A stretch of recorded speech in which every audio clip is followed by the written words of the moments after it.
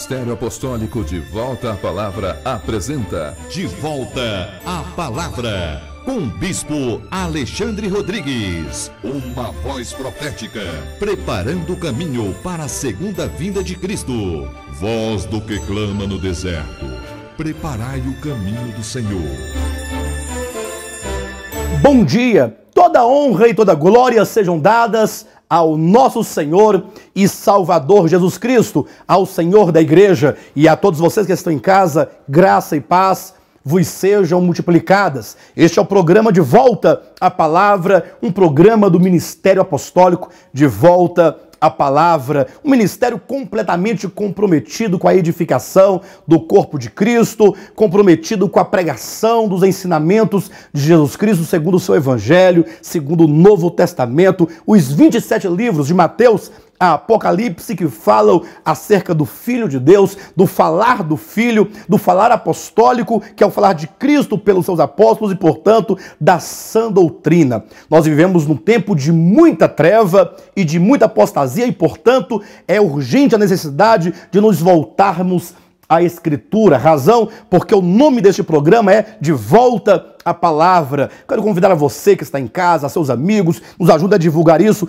Vamos todos tomar este programa como sendo ali, tendo um compromisso a cada sábado para juntos voltarmos o nosso olhar e o nosso coração à Bíblia Sagrada com o fim de conhecer mais e mais a Deus e a sua vontade. Eu quero inclusive usar este momento para pedir as nossas desculpas, em razão de que no mês passado nós avisamos constantemente que neste mês de maio o programa iria ao ar em outro horário, ou seja, iria a partir das 9h30, o que não aconteceu. Mas isso em razão das mudanças na grade da TV Brasília e simplesmente nós não pudemos então ter essa mudança, efetivar de fato e de verdade. Então nos perdoe, ainda neste mês o programa continuará às 10 horas da manhã. Entretanto, com toda certeza agora, se assim Deus permitir, no próximo mês, no mês de junho, o programa aí sim mudará de horário. Nos ajude a divulgar isso. Peça desculpa às pessoas a quem você havia anunciado a mudança. Então explique as dificuldades que não dependem exatamente ou exclusivamente de nós aqui do programa, mas de toda a rede e a grade da TV Brasília.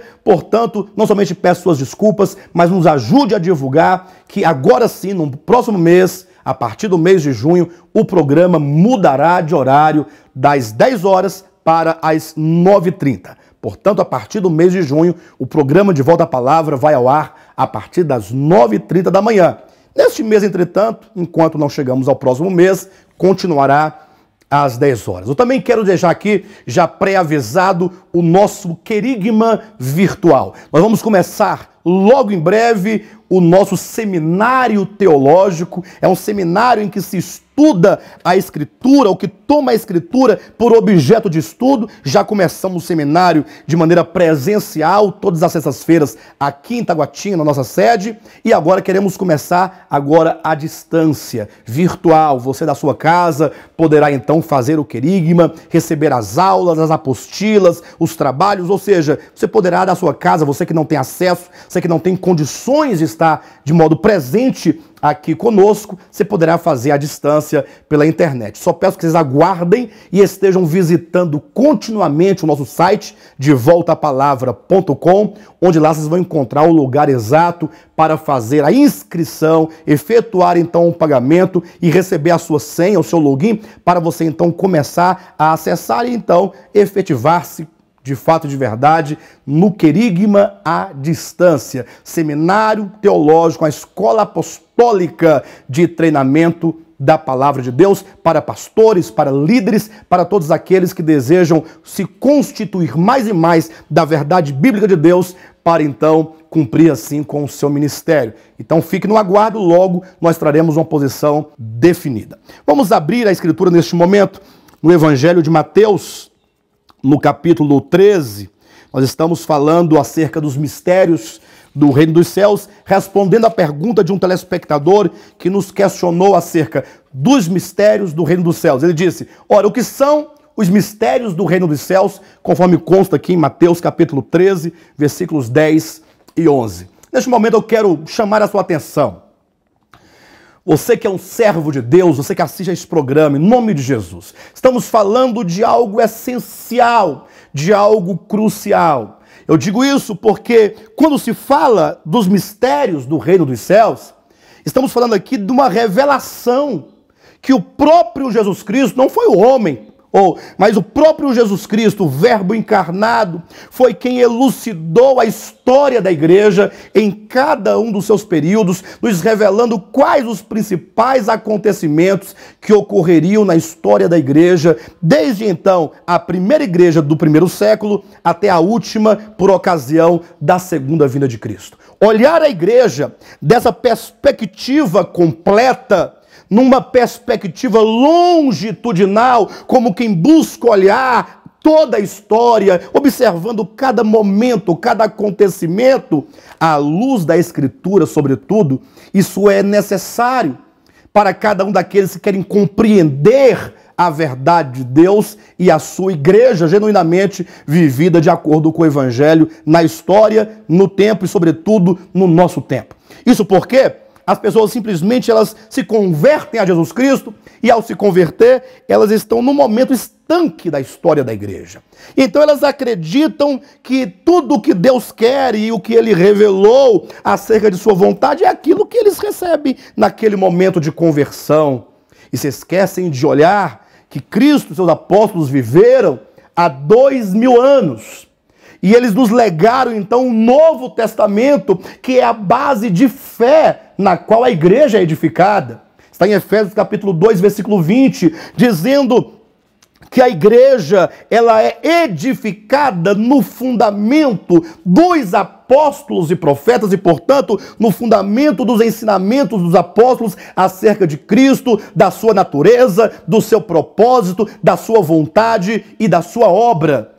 Então nós não podemos simplesmente olhar o presente, você tem que olhar buscando as origens, buscando as raízes, tomando o Novo Testamento, Mateus, Marcos, Lucas, João e assim sucessivamente até o Apocalipse, lendo e atentando para os ensinamentos, atentando para a sã doutrina. Qual é a doutrina de Jesus Cristo? Isso eu digo porque ao longo da história isso tudo foi mudando. Os homens mudam na história, como também eles foram envolvidos em muitas degradações e em muitos desvios.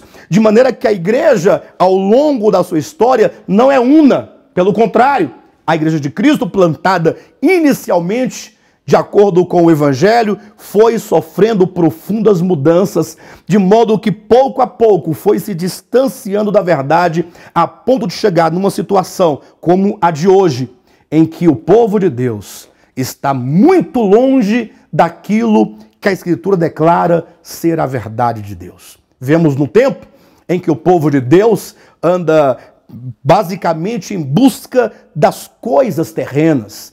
Isso aí é o resultado da teologia da prosperidade, que é um evangelho espúrio, que é um evangelho decaído, maligno, carnal, demoníaco, mundano, porque tira o olhar e o coração do povo de Deus, do seu reino e da sua justiça, e cada vez mais vão radicando aqui nessa terra, num pragmatismo perverso, levando as pessoas a buscarem bênçãos de caráter terreno, de caráter passageiro, de caráter temporal.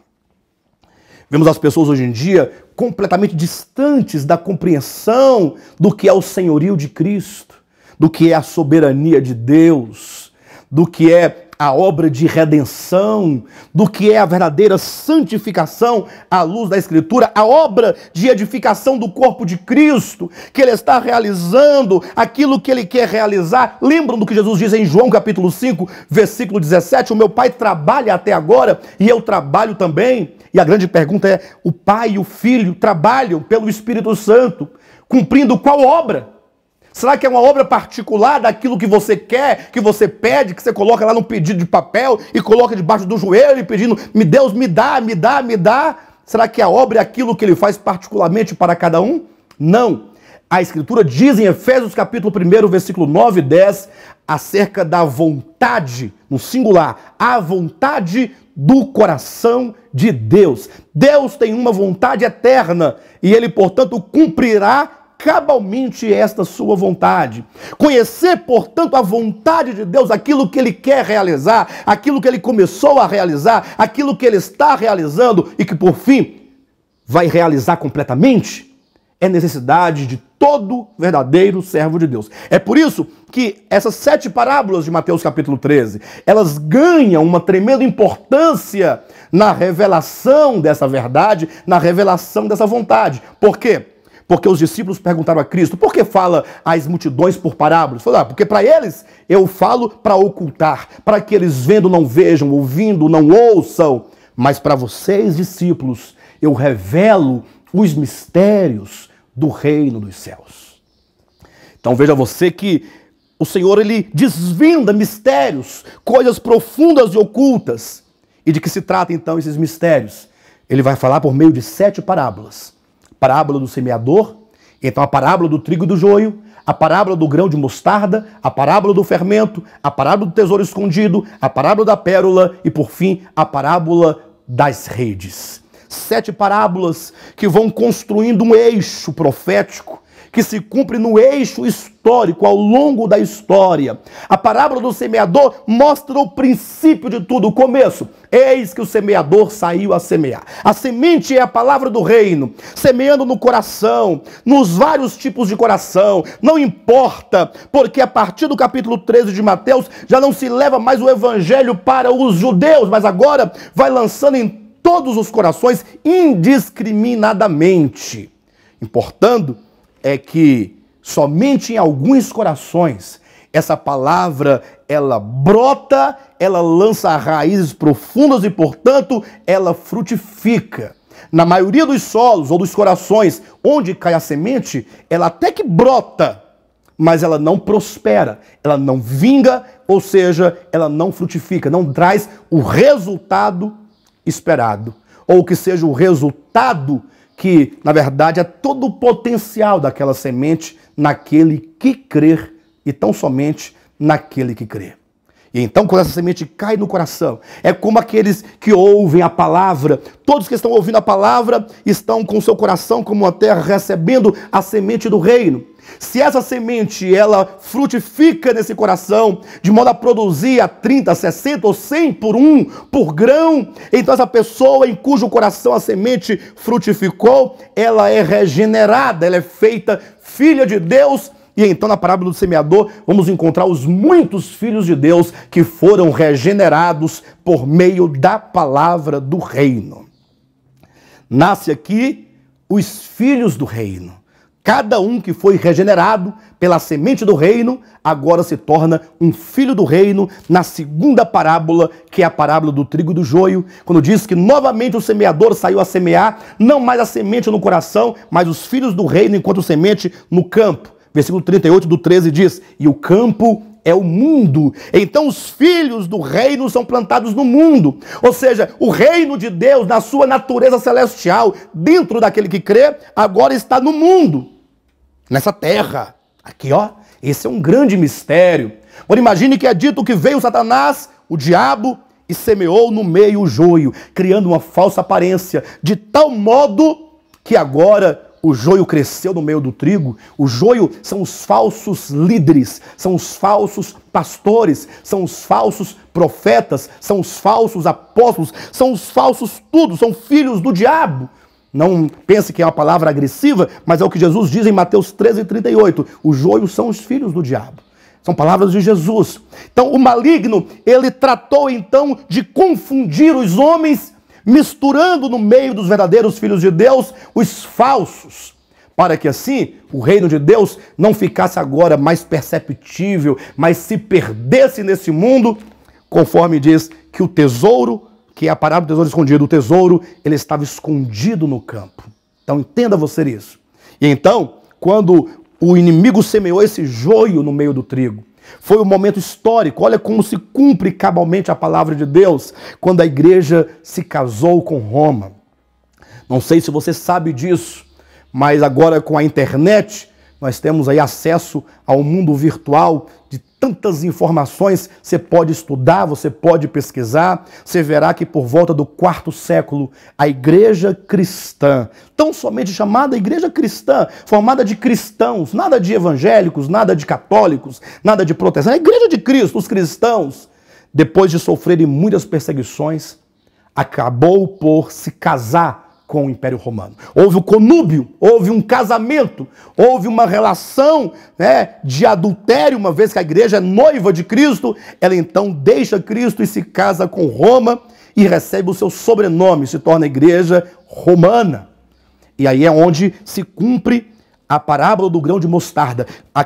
Aquele pequeno rebanho, que era o rebanho de Cristo, ao se casar com o grande império romano, tornou-se uma grande estrutura político-religiosa, aqui representado na terceira parábola por essa árvore frondosa, em cujos galhos vêm aninhar-se os pássaros que são demônios. Agora são abrigos de pássaros, abrigos de demônios, de toda casta de perversidade, de paganismo, de engano, como diz lá no capítulo 17 do Apocalipse, aquela prostituta que tem um cálice cheio de abominações. De sorte que vem então a quarta parábola do fermento, que o fermento são as doutrinas perversas misturadas na fina flor de farinha. Então eu quero que você considere comigo Jesus revelando a história da igreja por meio de figuras, por meio de símbolos, por meio de parábolas, para que você veja a natureza do reino celestial, tanto quanto as decadências que haveriam certamente de entrar no seio da igreja e de fazê-la então uma igreja apóstata. Você já consegue perceber isso? Consegue perceber que mesmo depois da reforma protestante, que surgiram tanto de igrejas, primeiramente estatais, depois as históricas e depois então a dos movimentos, foram surgindo, mas que a maioria dessas pequenas igrejas que saíram dessa grande igreja levam consigo o germe da prostituta, por exemplo, a doutrina da salvação por obras, ou que sejam as festas pagãs, os movimentos pagãos, ou que seja ainda o culto firmado e baseado em simplesmente coisas, como assim era tanto no paganismo quanto no próprio judaísmo, que era uma religião de coisas. Lembrando que, tendo vindo Cristo, ele disse: vem a hora e já chegou, em que os verdadeiros adoradores adorarão o Pai agora em espírito e em verdade. Não mais com esse conjunto de coisas, de candelabro, de castiçal, de arca da aliança e de tantos elementos e de incenso e de óleos sagrados e tudo mais. Quando você olha hoje para o cristianismo, que você vê as pessoas servindo a Deus na base de coisas, entrando nos templos feitos por mãos humanas, aquelas arcas feitas por homens, e a multidão querendo tocar aquela arca, ou querendo tocar aquilo que é sagrado, ou sendo ungido com óleo, ou simplesmente ali baseado em rosas, baseado em martelos, em cajados, em coisas, é uma parafernália de coisas, nas muitas campanhas que enganam o povo com falsas promessas, quando Deus, na verdade, ele está à porta, batendo do coração, não do incrédulo, mas da sua igreja. Apocalipse 3:20, dizendo: eis que eu estou à porta e bato. Ou seja, ele está do lado de fora, batendo e dizendo: se alguém ouvir a minha voz e abrir a porta do seu coração, eu entrarei e cearei com ele e ele comigo. Ou seja, há uma promessa de um grande banquete espiritual, de uma abundância espiritual, de um gozo espiritual, de uma satisfação espiritual em Deus. Pastor, mas você está falando aí que isso é para a igreja, mas eu acho que isso é para o mundo. Ele está batendo a porta do pecador, do ímpio. Não, basta que você leia capítulo 3, versículo 20, então 21 do Apocalipse. Eis que eu estou à porta e bato, se alguém ouvir a minha voz e abrir a porta, eu entrarei em sua casa e cearei com ele e ele comigo. Aí é dito: quem tem ouvidos, ouça o que o Espírito diz às igrejas. Então, temos que ver a decadência do povo de Deus ao longo da sua história, porque são mistérios que nos são revelados e desvendados aqui por meio dessas parábolas. É por isso que tão logo, ao acabar de falar dessas degradações, vem a parábola do tesouro escondido e a parábola da pérola de grande valor. Leia comigo Mateus 13, versículo 45 e 46, que nos diz: o reino dos céus é semelhante a um que negocia e procura boas pérolas. E tendo achado uma pérola de grande valor, vende tudo o que possui e a compra. Eu pergunto a você que está em casa, em nome de Jesus, pense comigo, responda no seu espírito diante de Deus. Você é como alguém que negocia e procura boas pérolas? Eu sei que muitos falam, não, pastor, essas pérolas, esse que procura as pérolas é Jesus. E as boas pérolas são os homens, pecadores. Aí ele encontra o pecador e compra, adquire com o seu sangue precioso. E eu pergunto para você, onde você viu na Escritura que o pecador perdido é uma pérola de grande valor? Onde? Certamente, o homem caído, como diz a Bíblia Sagrada, é um réu miserável, conforme está em Romanos capítulo 7, versículo 24. Ele é um homem morto em delitos e pecados, totalmente perdido, desgraçado, sem esperança, sem Deus no mundo, sem vida, fadado à morte eterna, porque o salário do pecado é a morte.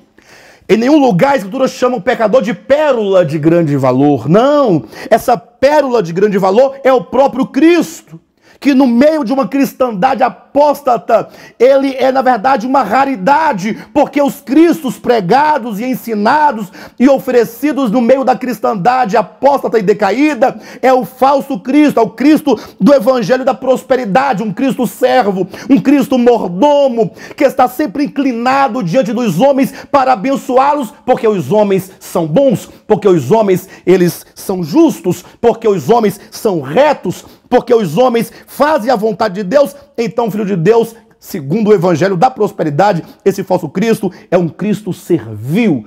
É um Cristo que por causa de 10% lá da gorjeta, lá do restaurante, então ele passa a servir aos crentes como se os crentes fossem senhores. Este não é o Cristo do evangelho. O Cristo do Evangelho, essa pérola de grande valor, na verdade, é uma grande raridade nos dias atuais. Porque o Cristo da cristandade apóstata é um Cristo que está a vender a sua salvação, que ele realizou na cruz, a preço de obras humanas. Onde já se viu tal coisa? A Escritura diz no livro de Isaías, capítulo 66, que as nossas melhores obras são como trapos de imundície. Agora andam por aí a dizer que Cristo dará a sua salvação desde que você proceda com o seu comportamento mesquinho. Isso não é verdade. Esse Cristo não é o Cristo do Evangelho. O Cristo abundante da cristandade não é o Cristo boa pérola ou que seja essa grande pérola de grande valor da Escritura, porque esse Cristo, como tal pérola, está uma raridade. O Cristo de Deus é como a pérola de grande valor. Até porque essa figura da pérola fala da obra de Cristo, essa obra de redenção e essa obra de regeneração que ele veio realizar. Porque como é que surge a pérola? A pérola é como um grão de areia que entra dentro da ostra e então a ostra, ao se fechar, aquele grão fere ali o interior da ostra, e por causa desse ferimento sai aquela secreção que envolve o grão, e de tanto envolver o grão, aquela secreção, e está no interior da ostra, depois de tanto tempo, de tantos anos, aquele grão se transforma numa pérola. Assim foi com Cristo. Ele desceu dos céus à terra, fez-se homem, foi ferido na cruz do Calvário, e do seu lado saiu sangue e água. E esse sangue que nos purifica e essa água que nos regenera acaba por nos regenerar, nos transformar em pérolas preciosas. Então é essa obra de Cristo de redenção e de regeneração que ele efetua. Não é sem razão que as portas da Nova Jerusalém são 12 portas de pérolas, demonstrando a obra então de morte, a obra de ressurreição de Cristo, que então regenera os homens.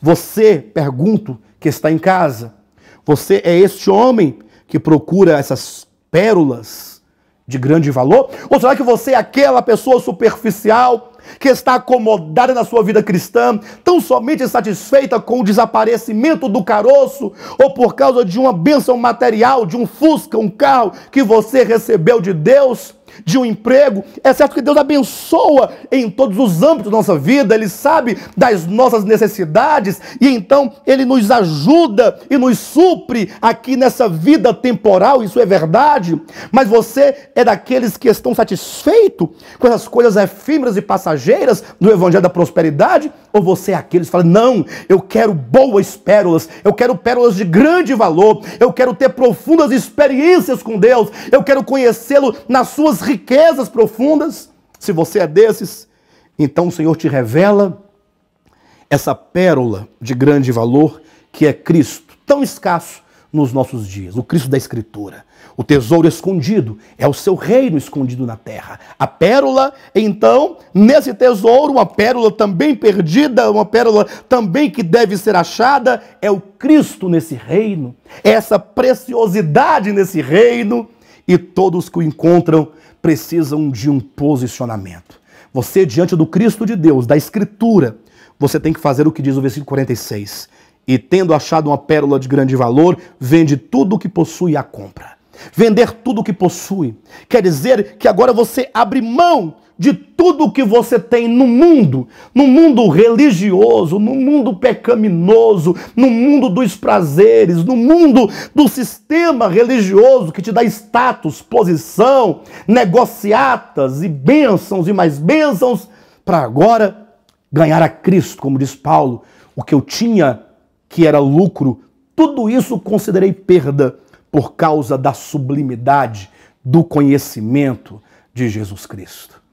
Se você não abre mão daquilo que você possui, você jamais poderá apropriar-se da pérola de grande valor. Sem abrir mão daquilo que você possui, jamais você poderá tomar posse do tesouro escondido no campo. Aqui essas parábolas de Cristo estão nos levando a entender que depois que o reino de Cristo foi plantado na sua mais pura natureza, ele se degradou. E depois de degradado, todos quantos entendem essa degradação, essa apostasia, então eles podem ver o reino e eles podem ver a Cristo. E agora, quando eles se posicionam pelo seu reino, e se posicionam pelo Cristo de Deus, e falam, a partir de hoje eu quero tão somente o reino de Deus e a sua justiça, o Cristo de Deus, você então é um vencedor. Você vence as degradações, você vence todos os desvios ao longo da história. É o que diz em Apocalipse capítulos 2 e capítulos 3, ao cabo de cada uma daquelas cartas, porque as cartas mostram degradações, é dito, ao vencedor dar-lhe-ei isso, ao vencedor dar-lhe-ei aquilo, ao vencedor. Então aquele que encontra a pérola e a conquista, a compra para si, e encontra o reino e adquire-o para si, deixando tudo para trás por causa do reino e por causa de Cristo, são vencedores. Portanto, são pessoas a quem Deus olha e fala, porque você conseguiu tocar na essência das coisas, então eu te darei algo muito maior. Seremos nós todos introduzidos no reino de Deus, por ocasião da vinda de Cristo, na manifestação do seu reino, que é o reino milenar, que será um grande galardão para todos aqueles que simplesmente deixaram tudo por causa de Cristo e por causa do seu reino. Esses são os mistérios do reino dos céus. Ainda há mais uma parábola que é a das redes, mas neste programa nós não vamos tratar em razão do tempo e da economia e também da falta de necessidade, porque diz respeito à manifestação do reino dos céus somente no reino milenar. Deixaremos isso para uma outra ocasião. Quanto ao mais, estamos à disposição de todos vocês em o nome de Jesus Cristo. Tenham todos um bom dia e Jesus é o nosso Senhor.